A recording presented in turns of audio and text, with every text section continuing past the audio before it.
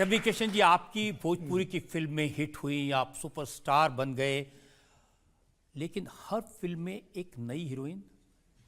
मेरे पास नाम है नगमा, रंभा, बागेश्वरी, रानी चैटर्जी, मोनालिसा, प्रतीक्षा, नेहा तिवारी, पाकी हेगड़े, अंजना सिंह, संगीता तिवारी।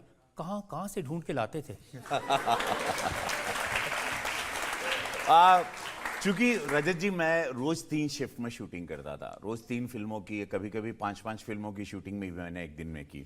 और जैसे 17 फिल्में एक साल में आती थी मेरी, 17 फिल्म्स। तो मुझे, अब मेरे फैंस भी चाहते थे कि मैं नए नए रूप में आऊँ और नए नए किरदारों के साथ दिखूँ। हीरोइंस चूंकि आ रही थी तो सुपरस्टार बन जा रही थी, कुछ बिजी भी हो जाती थी।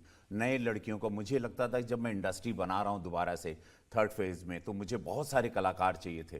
तो मैं नए नए लोगों को इंट्रोड्यूस करता था ताकि ज़्यादा हीरोइंस रहेंगी, ज़्यादा हीरो रहेंगे, ज़्यादा लोग रहेंगे तो इंडस्ट्री बड़ी होगी और काफ़ी लोगों को रोज़गार मिलेगा। तो उसमें मैं बहुत सारी नई नई लड़कियों को इंट्रोड्यूस करता था, उनको ट्रेन करता था, बाकायदा उनके साथ पूरा समय ये तवज्जो देता था कि लोग एक अलग तरीके से परफॉर्म करें। और तो आप तो भोजपुरी फिल्म के देवानंद थे, हर फिल्म में नई हीरोइन लाते थे।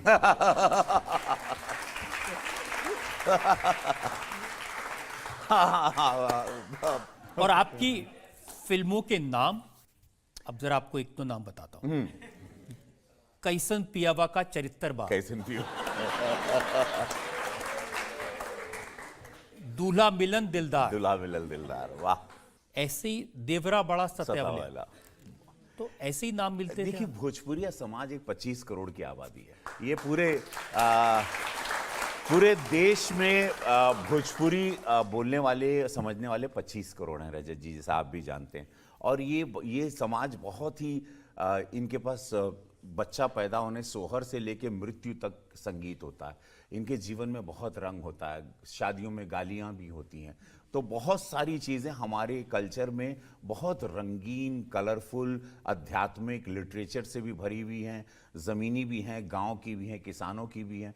तो ये रंग पूरा जो है बहुत कलरफुल रंग भोजपुरिया समाज का है।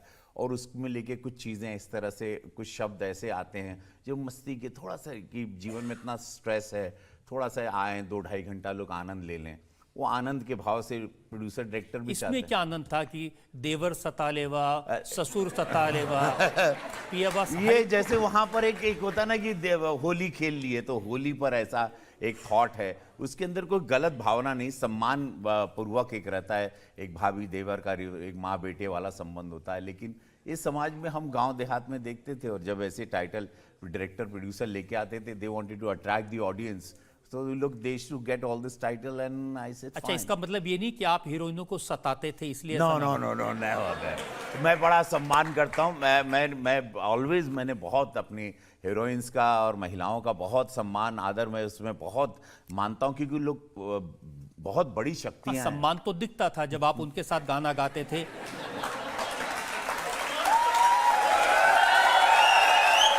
और फिर चर्चा हुई, भरपूर जवानी में तलवार चली, बस मर्जी हमार चली।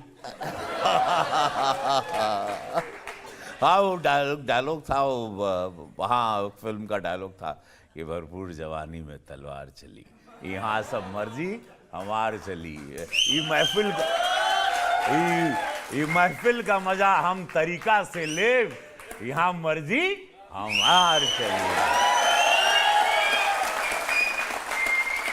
और फिर गाना गाया, तोहार लहंगा उठा दे रिमोट से। भैया, आज समस्त भारत के सामने हम रवि किशन ई गाना खातिर कान पकड़ के क्षमा मांगत है। ये गाना हम नहीं गाए, ये गाना गाए थे शायद उदित भैया थे, और मनोज तिवारी जी की इसमें आवाज़ थी।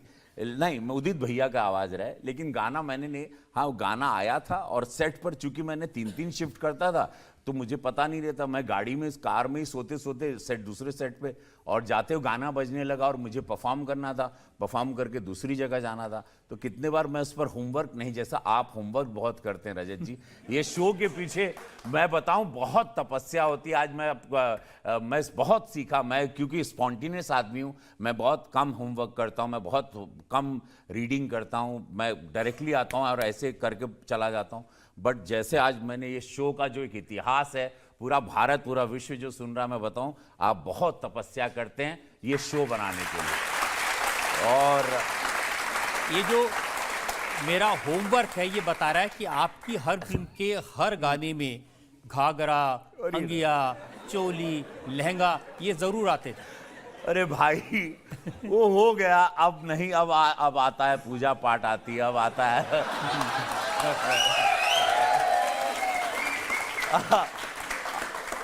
अब जीवन में देखिए हर आदमी से बहुत कुछ होता है। मैंने कहा मैं जीवन के उस पड़ाव पे था जो एक मैं नौरस वाला आदमी हूँ, चूंकि मैं कलाकार हूँ, मेरे अंदर नौरस हैं। ये लोग मुझे देखते हैं, इनके चेहरे पे जो मुस्कान आती है, इन लोगों को मैंने हर समय इनके सुख दुख में रजत जी आनंद दिया। ये परेशान थे, इनको उम्मीदें भी दी, इनको ये भी कहा कि जिंदगी झंड बा फिर भी तो, और फिर इनको नमः पार्वती पते हर हर महादेव भी बोला, और ऐसे अनगिनत डायलॉग्स भी जो देश ने प्यार किया, और यूथ उसको लेके मेरे साथ चलता है कई सालों से। लेकिन मैंने देखा कि बाद के दिनों में थोड़ा बदले और फिर आपके गाने हो गए जीन्स टी शर्ट पहन के घूमे गोरिया, सूट सलवार के दिन चले गए।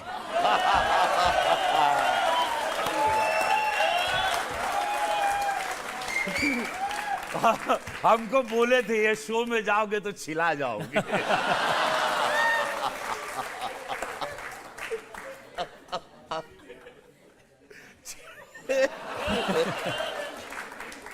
हाँ रजत जी, अब मैं इसके निशब्द हूं, मैं क्षमा मांगूंगा कि अगर मेरे से किसी को कि किस किस बात की क्षमा मांगेंगे। अनगिनत बातों की, क्योंकि सबसे ज्यादा चर्चा उस हीरोइन की हुई जिसके साथ आपने एक के बाद एक 14 फिल्में की, वो नगमा जिनके साथ आपका अफेयर चला था। नहीं,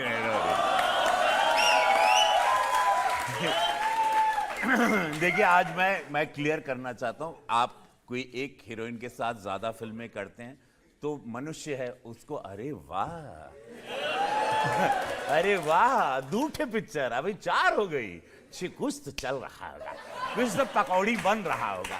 तो ये मनुष्य है, अपने मन से वो बैठे बैठे खुरापाती दिमाग जैसा बिग बॉस के घर में पड़ोस में झांकना, एक दूसरी खिड़की में झांकना, मनुष्य को बड़ा मजा आता है।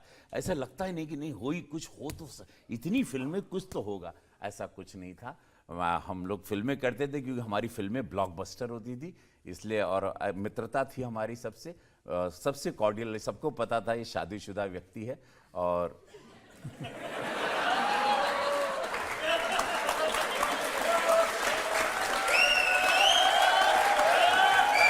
देखिए रविकिशन जी, लोग यही सोच रहे हैं कि प्रॉब्लम यही होगी कि शादीशुदा थे और वाइफ ने कहा कि वो आंखों से गोली मारे, मैं असल में गोली मार दूंगा।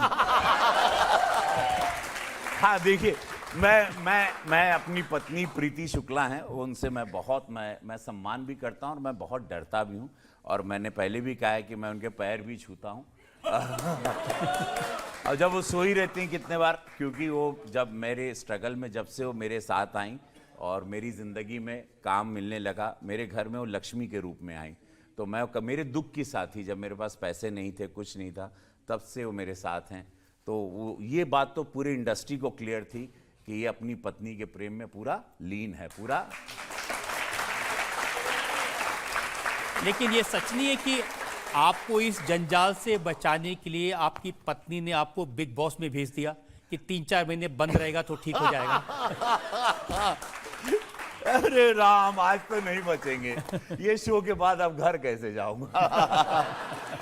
खैर, आज चूंकि अब गोरखपुर सुन ला हो, गोरखपुर आप लोग भी जान लें अपने सांसद को कि यस, आप लोग के मन में भी बड़े ख्याल आते होंगे मेरे बारे में, अक्सर हीरो के बारे में या फिल्म इंडस्ट्री के बारे में बहुत सारी धारणाएं हैं, बहुत सारी चीज़ें लोग सोचते हैं, लेकिन ऐसा नहीं है। हीरो भी एक नॉर्मल व्यक्ति होता है, हीरो भी, एक सिनेमा में काम करने वाला व्यक्ति भी वैसे ही भावुक होता है, उसके लिए भी अपनी परिवार की, पत्नी की जिम्मेदारियां, बच्चों की जिम्मेदारियां, देश के प्रति भी बहुत रहती है। बट या मेरी वाइफ वो चाहती थी कि ये 3-3 4-4 शिफ्ट कर रहे हैं, थोड़ा सा एक तो पैसा आ गया था, थोड़ा गुरूर आ गया था मुझ में, थोड़ा घमंड आ गया था, शायद मुझे लगता है मैं ऐसा कोई टेढ़ा चलने लगा था। हाँ, पहले नहीं, नॉर्मल स्ट्रगल के टाइम आप ऐसे बैठे, जब काम वाम आने लगता फिर ऐसे होते, फिर ऐसे हो जाते हो। तो आदमी टेढ़ा होने लगता है। भैया कल तक तो ठीक थे तुम, पिक्चर के हाइट हुई ऐसे हो गए तुम।